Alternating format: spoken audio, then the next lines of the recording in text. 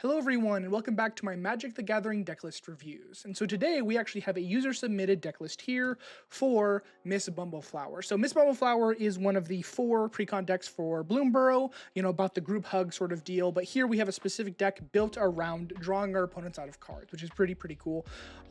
And so specifically, especially the original version of the deck before any changes, what we're really trying to do with her is use her triggered ability. So Miss Bumbleflower here is a Bant Commander for CMC, a Rabbit Citizen, a 1/5 with Vigilance, and has, whenever you cast a spell, target opponent draws a card. Put a +1/+1 counter on target creature. It gains flying till end of turn.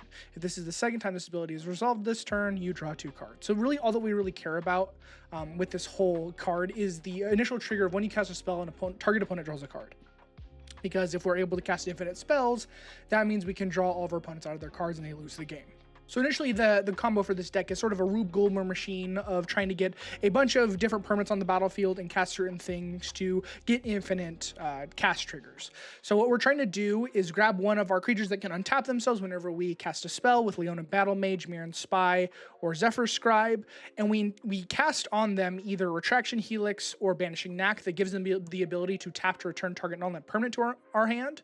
And so once we do that, we play one of our 0-mana artifacts here, and when we cast them, we can choose to untap our creature. If they're, the initial cast, we just cast our 0-mana spell. We bounce it back to our hand after having cast one of these 2 spells on our creature, and then recast that spell again. It untaps them. So when that 0-mana artifact enters, we can then tap them again, activate the ability, and keep bouncing that over and over and over again, so that we can loop with Miss Bumbleflower out her ability to cast spell, make opponent draw a card, and draw them out. So our biggest problem with this combo is the fact that we have to get 4 different pieces down. We need to get one of our 2 instants that we can have tap to give the activated ability to our creature. We need one of these specific creatures on the battlefield to be able to enchant. We need our commander, and we need to get one of our 4 Cheerios out as well. So there's a lot of different parts that really make this kind of hard to do sort of effectively and all the time to get it more repeatable.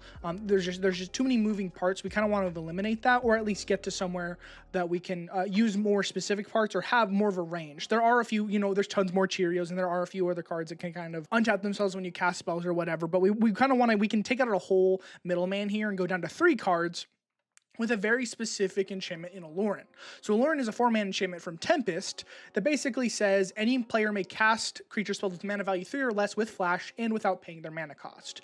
So the big thing here is we can cast cards. There was already one in the deck initially with the ability to bounce itself. So White Mane Lion is kind of our initial example here. It's a 2-mana creature with flash that says when it enters, return a creature you control to its owner's hand. And so this is kind of where the new combo sort of starts. So you have Miss Bumbleflower and you have Aluren, and then you cast one of these cards that when they enter, they can return themselves back to your hand. 3 mana value or less is really what we're looking for, because that means Aluren can allow us to cast them for free. So we cast White Mane Lion, we get a trigger off Miss Bumbleflower, White Mane returns itself to our hand, and we aren't spending any mana because of Aluren. So you can kind of do that over and over and over and over again. The only problem you can kind of run into with this combo, we're drawing everyone out, is the fact that you are also, this is a symmetrical effect, so you are opening your opponents to be able to do the exact same thing, though not being built around this, they're getting, a lot less value most of the time out of it. But also just to protect the combo, we already have a lot of this anti-interaction within the deck that basically are Grand Abolisher effects that say, hey, opponents can't do stuff during our turn in whatever way. So really our initial pieces here are City of Solitude, Grand Abolisher, Kutsil, and Tidal Barracuda. We'll talk about Dragon Lord Dromoka a little bit later. It's in one of the other categories over here, but this is kind of the main thing where I'm going to focus on with this deck are these pieces. So firstly, before we get to all the ins I'm putting in, I kind of want to talk about the outs. So what are we taking out to put in our new cards? So one thing we really want to be careful with is the fact that this is sort of a shaky combo, and we really need stuff that kind of can deal with our combo. And because this is very much a combo deck, this is something that's really trying to get onto that. We don't really care too much about the counters or the flying that Miss Bumbleflower gives us. We really want to just get to our combo as fast as possible. Not quite CDH. I think it's not that good of a combo, but it's something that's really high power and that you can get there really fast with this Aluren sort of line very specifically. So Offer You Can't Refuse. I was initially really high on this card. I really liked it as a counter spell because countering a non-creature spell for 1 mana and that's it. It's just a hard counter is really good. But I found, especially with Commander having the curve, slowly go down over time, that those 2 treasure tokens usually end up being even more powerful in our opponent's hand than whatever the spell they were casting, unless it's, this is more of a reprieve than anything, type of effect where it more bounces a spell in the way that, hey, yes, you did counter the spell, but they're going to get something back just as good very fast because you also did ramp them. And sometimes, yes, they may, you might get rid of one of their swords to plowshares or something on something specific of yours, but you are actually straight up ramping them with mana if it's something like that that's 1 mana. There's just not enough situations where I'd really want this. So we're kind of changing the interaction package a little bit. We are getting rid of a lot of our initial combo pieces because we don't really need them. We're keeping Lotus Petal, I think, out of here just because it's a good card. You might as well run it. Something that can trigger Miss Bumbleflower if you really need to. But most of that has kind of gone as well. Brainstorm, I like Brainstorm as a card, but only if you're running enough shuffle effects. So the big problem with Brainstorm is if you just cast it and that's it, where you draw 3, put 2 back, you're putting back usually the worst cards in your hand. And that basically bricks your next 2 draws because those are the cards you did not want out of the hand you have. And sometimes, yes, maybe you wanted that card or you really needed to dig for your land or whatever, but it's usually better if you have shuffle effects that you can say, hey, I cast a Brainstorm and then I use a fetch land or whatever. Or I have some other, we do have a few tutor effects, but if this deck was more heavy on fetch lands, you might run a Brainstorm, but I don't think it's super necessary, especially when our commander does have a little bit of card draw on it as well. Quarter Garum is one of those +1/+1 counter cards we just don't really care about, and it feels a little too slow because you're paying 3 mana, getting this down. And it does have a great Monarch effect, but, we're not always going to have that. Not trying to bank on having the Monarch to actually make this a viable card is really worth it. We have taken out Dragonlord Jamoka just because it's a very, very high costed effect, and we really want to lower our curve as much as possible to be able to, get stuff out faster. And there's not a lot of cards in this deck, that really need to be this high curve. We have a lot of other, Grand Abolisher effects at a lower cost that we don't really need to run him in here. And I even actually added another one in here to compensate for that. I really like Dreamtide Whale. I think it's a really, really great card for proliferate effects, but I've taken out pretty much everything that's proliferate in here because, again, we don't really care about the +1/+1 counters. And even if we did, proliferate specifically is not great. We more care about the put a +1/+1 counter on everything that you have, more than just proliferate, because Miss Bumbleflower puts a counter on a target permanent, and so unless you're already distributing those evenly throughout your creatures, these effects kind of diminish in quality over time. Dusk Legion Duelist is sort of that thing. Everybody Lives, so we took this out. This is more of an upgrade than just a straight out, because we have put back into Teferi's Protection, just because, it's a straight better card. We would rather be casting Teferi's Protection that just protects us, rather than Everybody Lives that kind of gives everyone a freebie for a whole turn.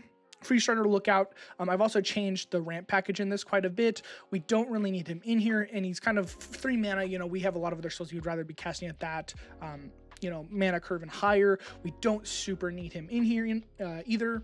Grateful Apparition, another proliferate card. Ledger Shredder, again, not super useful. Not to say it's a bad card, but there's only so many things you can do within a 100 card limit. I had to make a lot of specific cuts and specific decisions to add what we needed to add in. So even the kind of good stuff is also being taken out, which I honestly think is a very good thing. And I think that's really where people get stuck up, where they're like, I don't know what to take out of the deck to put in new cards. And I think that's where you're really doing a good job with the deck. The deck is performing the functions you want it to, and that it's a strong deck is when you know that there are good cards already in it, and so trying to put more good cards in is really, really hard because that's already what the deck is made of. If it's snap decisions to just put cards in, the cards that were already in it are not as good. So I think it's actually a good thing we have to make some kind of struggling decisions to kind of put what we really want in here. Again, a lot of our sort of combo pieces we don't really need. Monumental Henge, just a land that is not super useful in here. Honestly, it may not be a tap land all the time, but the 5 mana basically ability to get a historic permanent we don't really care about, especially because we're not running the old combo with the baubles. We don't really need that. Opt, just not a great draw spell. We don't really need it. Same thing there. Simic Ascendancy, I do think it's a pretty good card, but again, we really don't want to be putting any effort into trying to get the counters when we're going straight. Hey, I can put counters. If you really wanted to, you can put infinite counters on stuff with the Aluren combo. You're getting it that way. Simic Ascendancy, you can also only win at your upkeep, and we're trying to go faster than that. We really want to win right now when we can. We want the same turn that we're going off to be the turn that we win.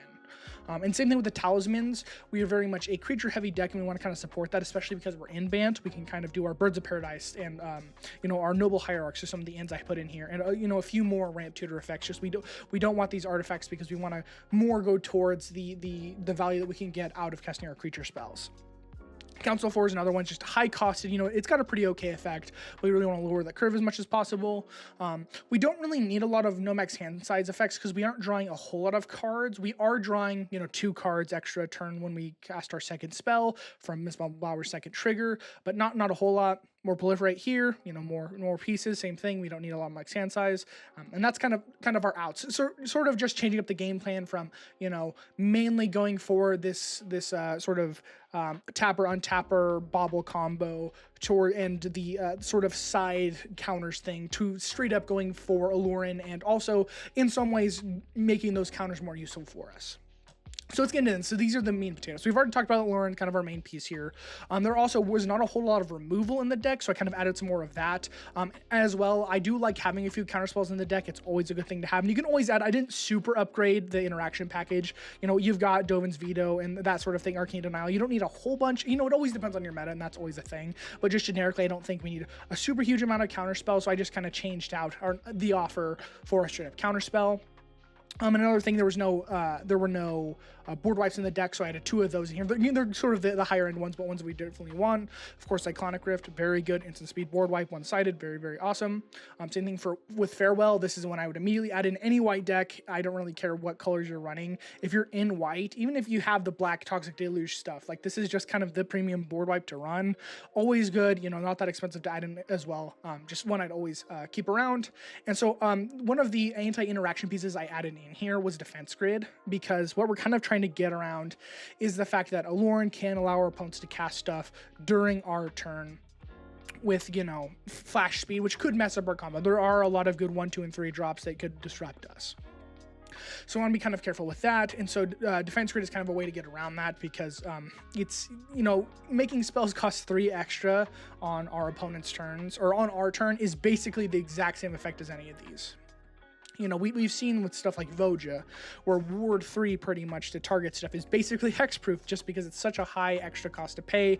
And this one's, our lowest of these, besides Grand Abolisher. Even then, it's too generic, so this is the easiest to cast out of all of them, and I just think it's pretty good for us. The turn that we're trying to go off, make sure they can't get stuff off of our Aluren, and the same thing that all these do, not allowing them to interact with our stuff either, just extending the Aluren by itself. And then we've added a whole bunch more of these sort of white main line effects. So Dream Stalker, just when it enters, return a permanent you control to its owner's hand. Same thing. We've got Eladamri's Call, so just a few more tutoring effects so we can get the specific creatures, because we really care about getting Aluren out. We need Miss Bumbleflower, and then we need one of the 3 mana or less creatures that can bounce themselves over and over. So that's kind of a big thing here. So Eladamri's Call, just a really good tutor, puts into your hand, just even better than something like Worldly Tutor. Just get it immediately. Emancipation Angel is kind of our higher end, but it's one of those we can return permanent to our hand, so another flicker creature. Enduring Ideal, so this is probably the highest cost card in the entire deck, but I don't think, if you look at the way that our tutoring works and how most tutors work, it's really not that high costed. It's just you're having to pay the cost all at once. Because another thing that we're adding in here is Idyllic Tutor. So this is just, a way to get Aluren. We really want as many ways to get Aluren out as possible, because that's our main combo piece. So Idyllic Tutor, if you really think about it, when we fetch with Idyllic Tutor, we get Aluren, and then we have to pay that 4 mana to cast Aluren. So we're paying 7 mana altogether. So it's the same sort of cost. I don't think it's super overcosted. We can technically get, 2 mana less if we're casting Enlightened Tutor. But I think all at once, this is pretty good, because if this does get countered, you don't have to worry about Aluren going to the graveyard or anything. You can get this immediately back, which is really, really nice.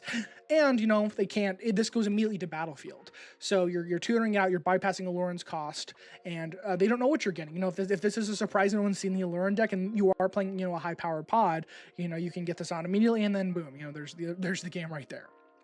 And then a few others. So Finale of Devastation, this is just one of them that is just generically good, because we do have a few ways that we can get infinite mana with this combo as well, which I'll kind of go into later. So, having a few finishers outside of just, drawing our opponents out, because, there might be a point where they have hexproof. Maybe they cast stuff to Teferi's Protection. They can't be targeted right now. Of course, Aluren will allow us to cast stuff on other people's turn and kind of get that flash ability, but this kind of gives us another way to get through. There's a lot of different ways to get hexproof in the game, so I kind of wanted to give some sort of other win condition just in case, sort of that panic button to be able to get through that if we really need to. So Finale of Devastation can also get us our creatures out that we really, really need, but it's just, generically good tutor effect. Fleetwood Panther, another bounce creature. Incubation Druid, so this is one of the best if you're playing any sort of counter deck that gives counters in any sort of way. This is really, really good, because as long as Incubation Druid has a counter on it, it taps for 3 mana of any color. So it's a positive mana dork, really, really awesome, and we just want these kind of effects in here. Just a few things that, making those counters just that much better. Kami Whispered Hope. So this is one of those ways that we can go infinite very, very fast, because if you're putting infinite counters on things, not only is Kami Whispered Hopes a hardened scales where it puts an additional counter whenever we put a counter on something. So when we're getting that early value off of Miss Bumbleflower, where, we're getting just a little bit more. But if those counters are going onto Kami of Whispered Hopes, it taps equal to its power. So if you're casting a bunch with Aluren over and over and over again, and you have, a non-summoning sick Kami of Whispered Hopes that you haven't cracked, you can cast Aluren, make a billion things or whatever, and then you have infinite mana to play with its ability, which I think is really, really nice. Just kind of in all situations, I think Kami of Whispered Hopes is a super good include. Poor Fisher, another flicker. Same thing, Mana War. Moonblessed Cleric is one of those kind of weird ways that we can sort of do our Enlightened Tutor effect to the top of the library to get our Aluren, just another creature like that. Nature's Lore, just we want some ramp, kind of replacing those talismans with more creature ramp and more focused ramp that we can really get to. Like I said, a normal Hierarch, Path to Exile. We already had Swords to the Plowshare, so just getting a little bit more removal in here because we are very much focused on our combo, and combo decks don't really have to worry too much about other people's stuff because you're the one that usually ends up being the problem. But we're gonna run our base kind of staples just because they're so good. And one of the best cards in this deck, honestly, is Ranger Captain Aveos. So this is one of those that is able to fetch out your pieces a lot better. It's kind of that dual thing. So this is another anti-interaction piece in a way, where when it enters, you tutor for a creature with mana cost 1 or less, reveal it, put it into your hand, which is really cool because one of our, there is one flicker creature that is at that rate, Shrieking Drake, where when it enters, you return a creature you control to its owner's hand. So you're able to fetch that out if you don't already have that, but you do have Aluren. You can cast this for free, get that, and then you can sacrifice this so your opponents can't cast non-creature spells this turn. So this is a really well-known sort of CDH and high power staple where no one can counter your stuff. That's kind of what the non-creature is for. They can't cast their bolts or fierce guardianships or what have you. They can't really interact with you in that way. So it's both pieces, and this is kind of one of those top tier cards for this deck for sure. One of my favorite cards for any counters deck as well is Ripples of Potential. So this is sort of our half Teferi's protection. So it allows you to proliferate. So we did add a proliferate effect in here, but then any number of permanents you control that put a counter on this way with the proliferate, you can phase them out. So this is 2 mana, let's say, and that's a reason why we love Farewell so much, is because Farewell gets around protection, it gets around indestructible, it gets around regenerate, whatever, your opponents could have. Farewell does it all, and that's kind of the big thing. And the only thing that gets around it is Teferi's protection, or Ripples of Potential, because they're able to phase out your permanent. So this is one of those super high-end, really, really nice sort of a protection effects for your board. And then Rishkar, this one's really cool because, again, it's one of those few additives I've added for the +1/+1 counter plan, where it allows creatures, not only does it enter, puts counters on your stuff, but it allows creatures you control with counters on them to tap for grain, so you can get even more value out of that. And we've already talked about Shrieking Drake and Teferi's protection. So the last one here, this is one of my absolute favorite cards from Bloomburrow, and that was one thing I also didn't see. There was not a whole lot of removal in the deck, as I've said. So Wear Down, not only is the gift a card very much flavorful and great for this deck because we really want our opponents to be drawing more cards. So this destroys target artifact or enchantment, but if you gift a card, it destroys 2 instead. So you can get an awesome rate of 2 mana, destroy 2 artifacts and or enchantments. You can choose, it's not just 2 of one, 2 of the other. You can mix and match, really get rid of the stuff you don't need. And so that's sort of our ins and outs. And I do want to kind of go over the rest of the deck here, but that's sort of the main change in the deck was the fact that we really want to go towards the Aluren plan. So we have all of the tutors to get out Aluren very easily and sort of get our board. And even if we aren't immediately getting it out, we have a lot of really good effects to sort of stay with us as we continue to go through the deck as well. And we have so many that can tutor, creatures that we can get, very specifically, we have our cleric in here, our Moonblessed Cleric that can go tutor up an enchantment. So if you need a chain tutors, you can do that with that specific combo where you tutor this up and then you go get, your enchantment or whatever have you. We also have mystical tutors. So you can mystical tutor for enlightened tutor, whatever, it's kind of a joke that people, tutoring to tutoring is kind of, weird and, it doesn't feel correct, but in this deck, it's just kind of, that sort of repetition and that redundancy that we really need to have for a deck when you're trying to go higher power. And that's really what I want to stress with this deck is this is a high power deck. The user that submitted this deck really wants to do the combo plan. So that's what we're really going for here. But just kind of talking about the deck generically after we've gone through sort of the upgrades and downgrades, this is what we've got here. So we got our anti-interaction suite. We've got some card advantage. We don't really need too much in this deck. We're so low to the ground. And like I said, we do get a little bit of extra draw. And because our curve is so low, we can double spell really early in the game, which is really nice. But one card I really do like in here is Consecrated Sphinx, because when you're making your opponent's draw, you're getting to draw even after, you know, the normal draw that this would allow you. Because Miss Bumbleflower has that extra, you know, in here. I think for a very high mana include, it's still really cool. And I don't know. I really like Consecrated Sphinx. I think it's a really cool card. Esper Sentinel. So this is one of those few times that his actual ability says don't just pay 1, because you're able to cast him and then put counters on him and make it to the point where it's just whenever opponent casts a non-creature spell that you draw. Once it gets, usually, like, I think once it hits 3, honestly, is when people stop paying at all. People don't even pay half the time anyway, because it's one card draw. But this is just an awesome card for this deck, because it very much specifically gets into that area where the counters really matter. Fairy Mastermind, again, we are caring about our parents drawing that card. That's really what matters, is our opponents getting the card drawn and how we can benefit off of that. Sort of that group hug nature, but we're, you know, twisting it a little bit. Fairy Mastermind, we can draw when our opponents draw. We got Mystic Remora, of course, just a really nice draw spell. More just sort of that very specific draw. Same thing with Rhystic Study, you know, just generically good, running in every deck. Polywog Prodigy is really cool. So it's sort of the opposite effect, where whenever an opponent casts a non-creature spell with mana value less than this guy's power, you draw a card. It's got to evolve, so when creatures bigger than it enter, it gets counters. But really, Miss Bumbleflower can just pump it up really fast. So it's kind of like that Esper Sentinel, but this is just anytime. It's not just the first one. So that's really cool there. And then, of course, we got the combo kind of locked away. We changed that up pretty big, but we do have some interaction here. So like I said, we got a few counter spells just kind of generically thrown in here. You know, if you're going to be playing blue and white, you know, I love running Dovin's Veto, just really good. You know, make sure you got that extra hard counter, because it can be counter, you know, most stuff that's bad.